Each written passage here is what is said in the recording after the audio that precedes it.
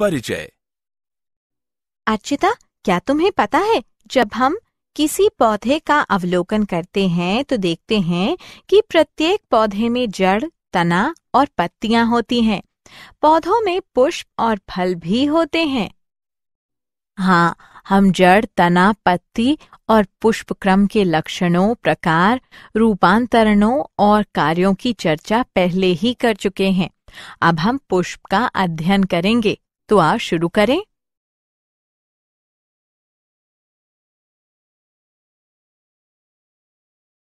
उद्देश्य। इस पाठ के अंत में आप निम्न करने में सक्षम हो जाएंगे: पुष्प के लक्षणों को जानना, पुष्प के प्रकार जानना, पुष्प के भागों का अध्ययन करना, दलपुंज यानी कोरोला के प्रकार की पहचान करना, पुष्पदल विन्यास समझना, पुमंग के लक्षणों को जानना, पुंकेसर के भागों का अध्ययन करना, पुमंग के प्रकार जानना।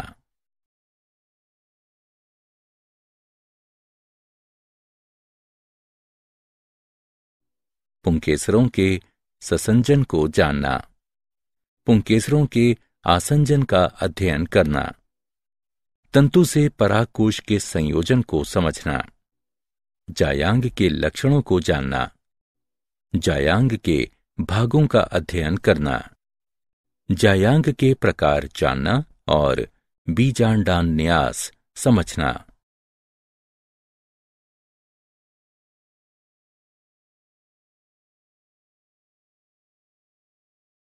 पुष्प।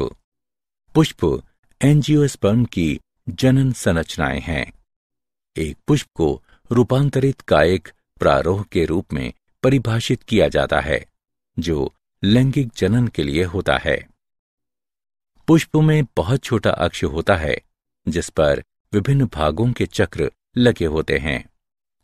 प्रायः पुष्प पत्राभ कहलाने वाली रूपांतरित पत्ती के कक्ष में निकलता है। जब पत्राभ पुष्प वृंत के आधार पर उपस्थित होते हैं तो पुष्प सहपत्री कहलाता है। जब पुष्प पुष्प वृंत कहलाने वाले वृंत का बना होता है तो ये संवृंत कहलाता है। जब पुष्प वृंत अनुपस्थित होता है तो पुष्प अवृंत कहलाता है।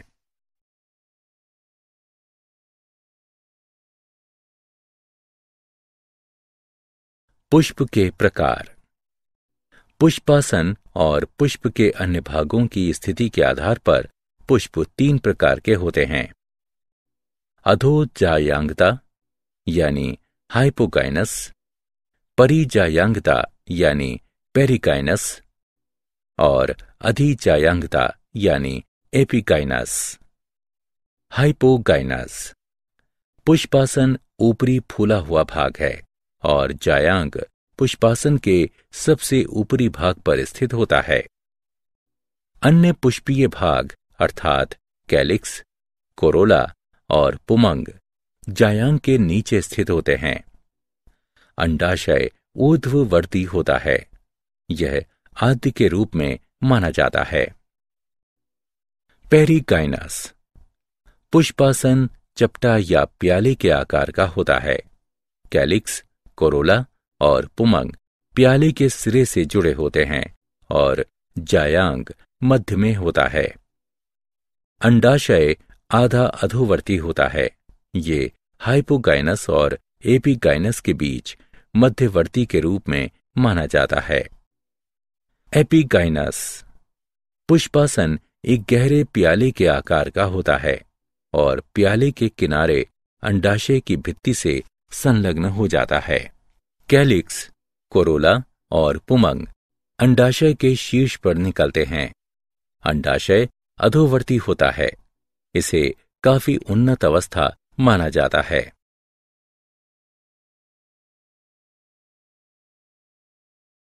पुष्प के भाग। प्रत्येक पुष्प में सामान्यतः 4 पुष्प चक्र होते हैं, जैसे कैलिक्स, कोरोला, पुमंग और जायांग। आइए इन सभी की एक एक करके विस्तार से चर्चा करें।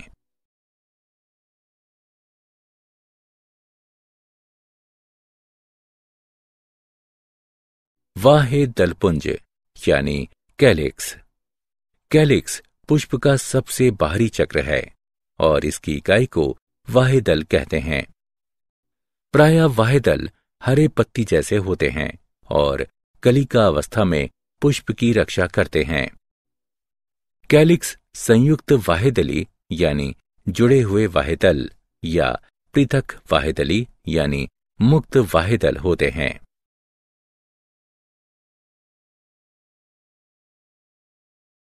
दलपुंज यानी कोरोला। कोरोला दलों का बना होता है। यह पुष्प का द्वितीय चक्र है।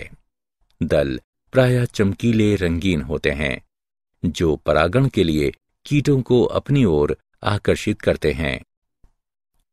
कैलिक्स की तरह कोरोला भी मुक्त यानी पृथक दली या जुड़े हुए यानी संयुक्त दली हो सकते हैं।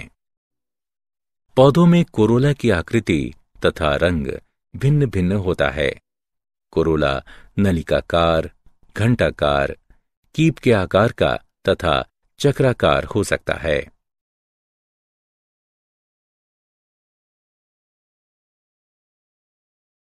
कोरोला के प्रकार। नलिकाकार दल एक नली जैसी संरचना बनाते हैं। उदाहरण कंपोजिटी। क्रॉस रूपी इस प्रकार के कोरोला में 4 मुक्त नखरित दल एक क्रॉस के रूप में व्यवस्थित होते हैं। उदाहरण क्रूसीफेरी। पेपिलियोनेसियस यानी मटर कुलिये 5 मुक्त दल एक तितली के समान व्यवस्थित होते हैं। वे वैगजिलेरी प्रकार के विन्यास में व्यवस्थित होते हैं जिनमें बड़ा दल मानक या ध्वज, 2 पार्श्वीय दल यानी पंख और 2 भीतरी संयुक्त एवं नौकाकार दल यानी कूटक होते हैं। उदाहरण पेपिलियोनेसी। जीविकाकार कंपोजिटी के अर्धपुष्पक जीवा के रूप में व्यवस्थित होते हैं। उदाहरण सूरजमुखी।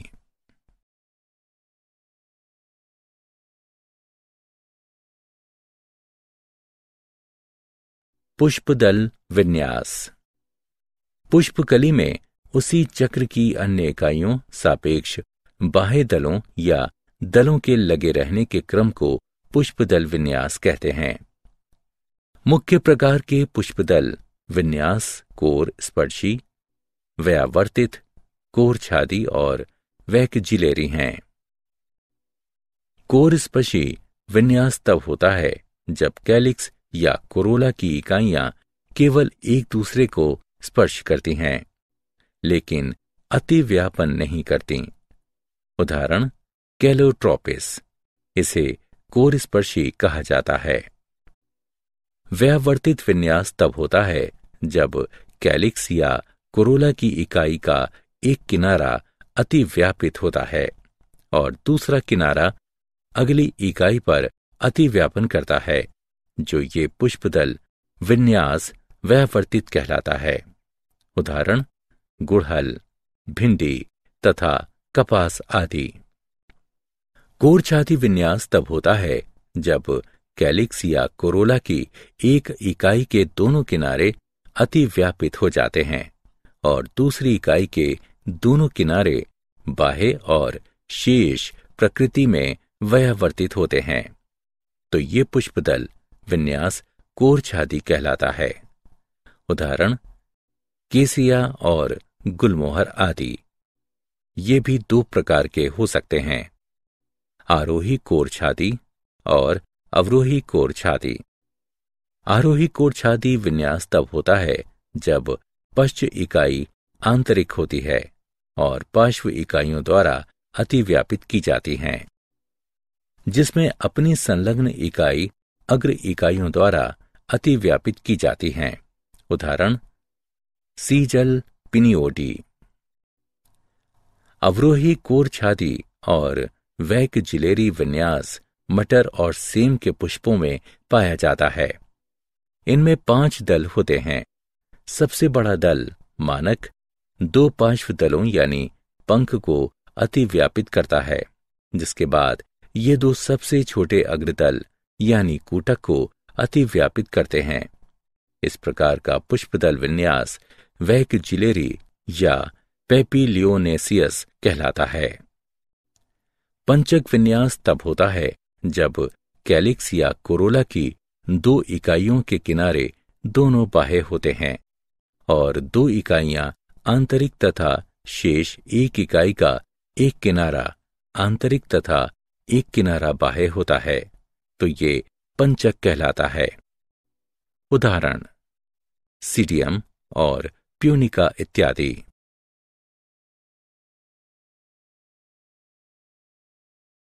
पुमंग। ग्रीक भाषा में एंड्रोशियम यानी पुमंग शब्द का अर्थ एंड्रस ओइकिया यानी पुरुष का घर है। पुमंग नर जनन अंग है और पुष्प का तीसरा चक्र बनाता है। ये अनेक पुंकेसरों का बना होता है। प्रत्येक पुंकेसर में एक तंतु तथा इसके शीर्ष पर एक परागकोश होता है। प्रत्येक पुंकेसर एक वृंत या एक तंतु और एक परागकोश का बना होता है। प्रत्येक परागकोश प्रायः द्विपालक होता है और प्रत्येक पाली में 2 कोष्ठक परागकोश होते हैं। परागकण परागकोश में उत्पन्न होते हैं।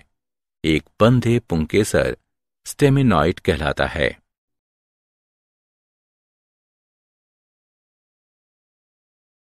पुंकेसर के भाग। एक विशिष्ट पुंकेसर के 3 भाग होते हैं: तंतु, परागकोश और संयोजी। प्रत्येक पुंकेसर में प्रायः एक वृत्त होता है जो तंतु यानी लैटिन शब्द फिलम यानी सूत्र कहलाता है। पुष्प के भीतर तंतुओं की लंबाई भिन्न भिन्न हो सकती है, जैसे कि साल्विया और सरसों में। तंतु के शीर्ष पर एक परागकोश और लघु बीजाणुधानी कहलाने वाला परागकोश होता है। कोष्ठक और कोशिकाओं के बीच ऊतक संयोजी कहलाते हैं।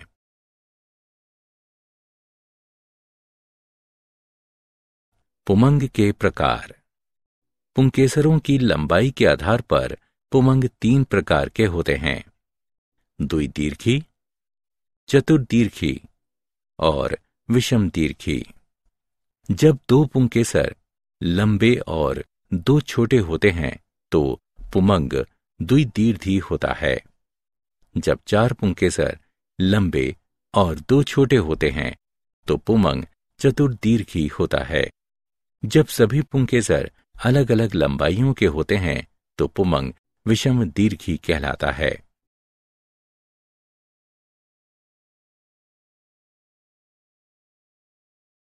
पुंकेसरों का ससंजन। पुंकेसर के एक भाग या पूरे पुंकेसर के जुड़ने की दशा पुंकेसरों का ससंजन कहलाती है। ससंजन के आधार पर पुमंग निम्न प्रकार के होते हैं: संघी, युक्तकोशी और समपुमंगी। जब पुंकेसरों के तंतु आपस में मिले होते हैं और परागकोश मुक्त होते हैं तो पुमंग संघी होते हैं। ये पुनः 3 प्रकार के होते हैं: एक संघी, द्विसंघी और बहुसंघी। जब सभी पुंकेसरों के तंतु आपस में मिलकर एक बंडल बनाते हैं और परागकोश मुक्त होते हैं तो यह अवस्था एक संघी कहलाती है। उदाहरण हिबिस्कस रोजा साइनेंसिस यानी गुड़हल। द्विसंघी जब पुंकेसरों के तंतु आपस में मिलकर एक बंडल बनाते हैं और परागकोश मुक्त होते हैं तो ये अवस्था द्विसंघी कहलाती है। उदाहरण पेपिलियोनेसी। बहुसंघी जब पुंकेसरों के तंतु संलग्न होकर 2 से अधिक बंडल बनाते हैं तो ये अवस्था बहुसंघी कहलाती है। उदाहरण सिट्रस। युक्तकोशी या साइनेंथस जब पुंकेसर के तंतु मुक्त होते हैं और परागकोश आपस में जुड़े होते हैं तो ये अवस्था युक्तकोशी या साइनेंथस कहलाती है। उदाहरण एस्टेरेसी। समपुमंग जब पुंकेसर के तंतु और परागकोश आपस में जुड़कर एक बंडल बनाते हैं तो यह अवस्था संपुमंग कहलाती है। उदाहरण कुकुरबिटा।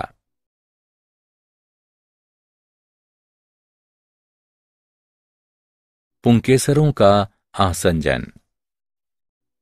पुष्प के पुंकेसरों का पुष्प के अन्य भाग से संलयन पुंकेसरों का आसंजन कहलाता है। आसंजन के आधार पर पुमंग निम्न प्रकार का होता है: दल्लग्न, बाह्य दल्लग्न, परिदल्लग्न, पुंजायांगी। दल्लग्न तब होते हैं जब पुंकेसर दलों से जुड़े होते हैं। उदाहरण सोलेनम निग्रम यानी बैगन। बाह्यदल लग्न तब होते हैं जब पुंकेसर बाह्यदल से जुड़े होते हैं। उदाहरण वर्बेन। परिदल लग्न तब होते हैं जब पुंकेसर परिदल पुंज पालियों यानी परिदल से जुड़े होते हैं। उदाहरण एस्फोडिडस और टेनिफोलियस। पुंजायांगी तब होते हैं जब पुंकेसर अंडप से जुड़े होते हैं। उदाहरण कैलोट्रोपिस प्रोसेरा।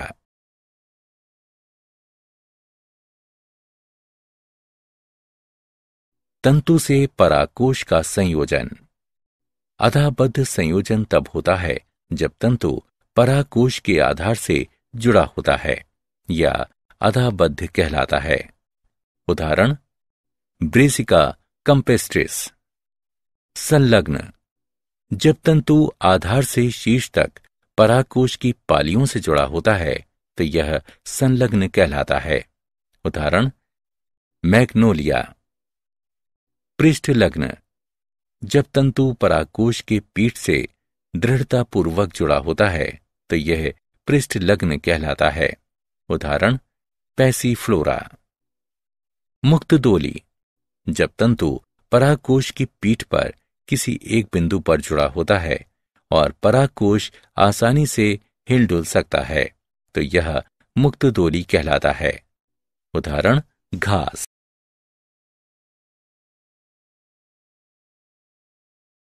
जायांग। जायांग पुष्प का मादा जनन अंग है और एक या अनेक अंडकों का बना होता है। यह पुष्प का चौथा चक्र है। यह पुष्पासन के अंतिम सिरे पर स्थित होता है। जायांग या स्त्री केसर एक या अनेक अंडकों के बने होते हैं जो पुष्प का मादा जनन अंग है।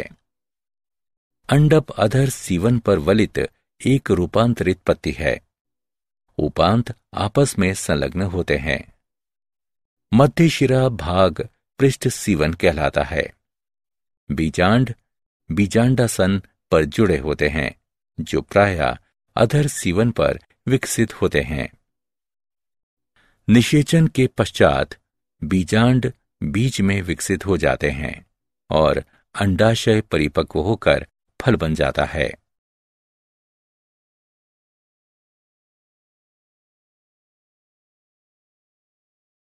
जायांग के भाग। अंडप 3 भागों का बना होता है: वर्तिकाग्र, वर्तिका और अंडाशय। वर्तिकाग्र प्रायः वर्तिका के शिखर पर होता है और ये परागकणों के लिए जनन सतह है। यह अंडाशय के सबसे ऊपर स्थित होता है। यह लंबी बेलनाकार संरचना है जो अंडाशय के ऊपरी भाग से विकसित होती है। वर्तिका अंडाशय को वर्तिकाग्र से जोड़ती है। वर्तिका 3 प्रकार की होती है: अंतस्थ या शीर्षस्थ, पार्श्वीय, गाइनोबेसिक यानी जायांगोपारिक। अंतस्थ या शीर्षस्थ वो अवस्था है जब वर्तिका प्रायः अंडाशय के ऊपरी भाग पर स्थित होती है और अंडाशय के सीध में होती है। उदाहरण सोलेनम, हिबिस्कस रोजा साइनेंसिस। पार्श्वीय वो अवस्था है जब कुछ पुष्पों में जहां अंडाशय एक तरफ मुड़ जाता है, इसलिए वर्तिका पार्श्व की ओर से निकलती हुई प्रतीत होती है। उदाहरण आम। गाइनोबेसिक अवस्था लेबिएटी में पाई जाती है, जहां अंडाशय में 4 पालियां होती हैं और वर्तिका पालियों के बीच गड्ढे से निकलती हुई प्रतीत होती है। उदाहरण ओसिबम सेगमेंटम। अंडाशय जायांग का सबसे निचला फूला हुआ भाग है, जिसमें एक या अनेक बीजांड एक चपटे गद्देदार बीजांडासन से जुड़े होते हैं। अंडाशय एक रूपांतरित पत्ती है जो एक कोष्ठकी, द्विकोष्ठकी या बहुकोष्ठकी हो सकते हैं।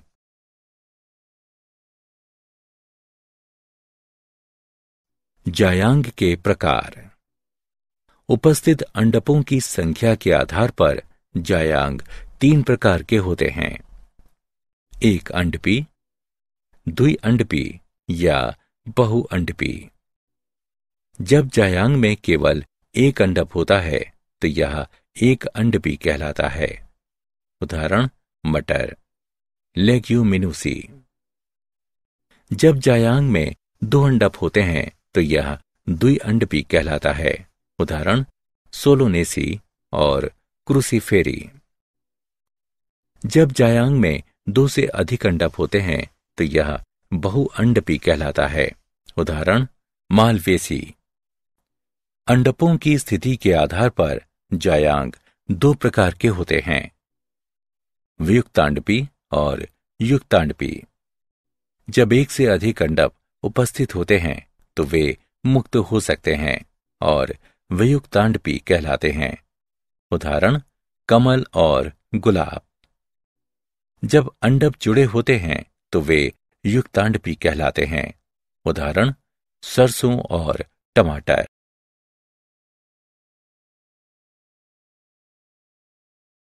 बीजांड न्यास।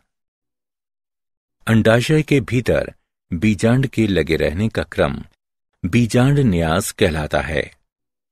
बीजांड न्यास विभिन्न प्रकार का होता है। सीमांत, स्तंभीय, भित्तीय, आधारी, केंद्रीय, मुक्त स्तंभीय और परिभित्तीय। सीमांत बीजांड न्यास में जायांग एक अंडपी, बहुअंडपी और वियुक्तांडपी होता है।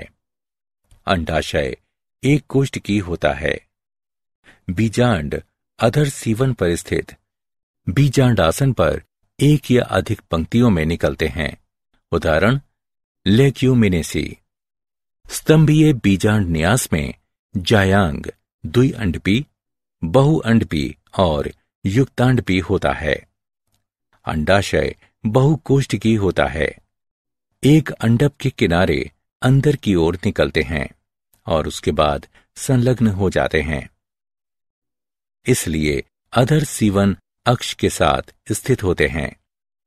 कोष्ठकों की संख्या अंडकों की संख्या के अनुरूप होती है। उदाहरण मालवेसी। भित्तीय बीजांड न्यास में जायांग द्विअंडपी या त्रिअंडपी और युक्तांडपी होता है। अंडाशय एक कोष्ठकी होता है। कभी कभी यह आभासी पट बनने के कारण द्विकोष्ठकी हो सकता है। बीजांडासन आसन अंडकों के संलग्न किनारों पर निकलता है। इस प्रकार बीजांड अंडाशय की परिधि पर निकलते हैं। उदाहरण क्रूसीफेरी। आधारी बीजांड न्यास में जायांग द्विअंडपी और युक्तांडपी होते हैं। अंडाशय एक कोष्ठकी होता है।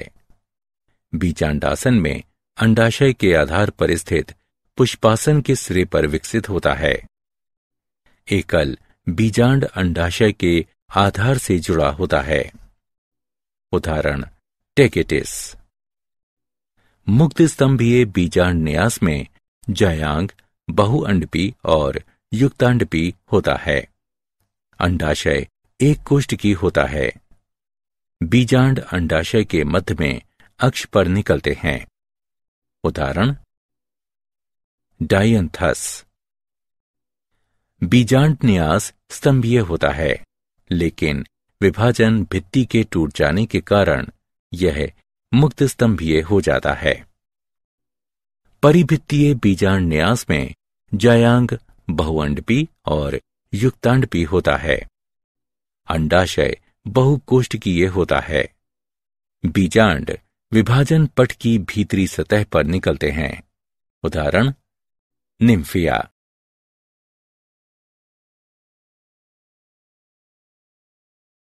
क्या आप जानते हैं एस्टेरेसी कुल में पुष्पक्रम मुंडक होता है।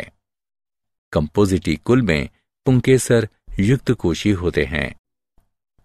क्रूसीफेरी कुल में जायांग द्विअंडपी, युक्तांडपी, ऊर्ध्ववर्ती और एक कोष्ठकी होते हैं, लेकिन ये रीप्लम कहलाने वाले आभासी पट के कारण द्विकोष्ठकी हो जाते हैं।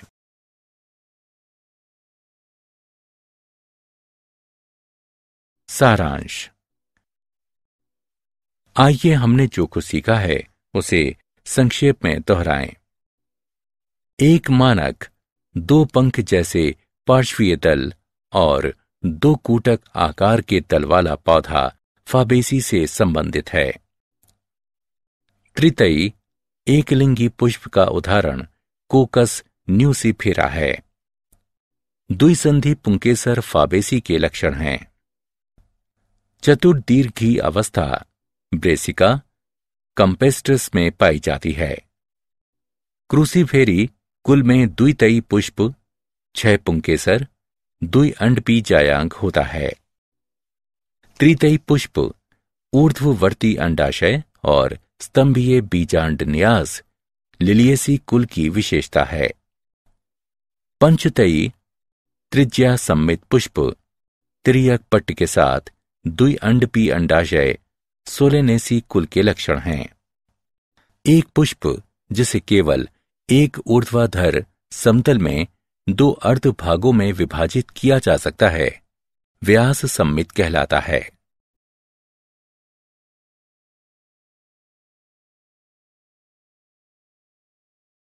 चतुर्दीर्घी पुमंग सरसों में पाया जाता है। समपुमंग अवस्था तंतु और परागकोश दोनों का संलग्न है। साइथियम की पहचान अनेक नर पुष्पों से घिरे एकल मादा पुष्प द्वारा की जाती है और इसमें सभी पुष्पों को आच्छादित करता सहपत्रों का परिचक्र होता है। एक कोष्ठ की परागकोश मालवेसी कुल की विशेषता है। गायनोबेसिक वर्तिका लेमिनेसी कुल की विशेषता है। द्विअंडपी युक्तांडपी अधोवर्ती अंडाशय सिप्सेला में पाया जाता है। परिधि से केंद्र की ओर पुष्पी अंगों के खुलने का क्रम अभिकेंद्रीय कहलाता है। तुष सहपत्र को निरूपित करते हैं। सबसे छोटा पुष्प वोल्फिया है।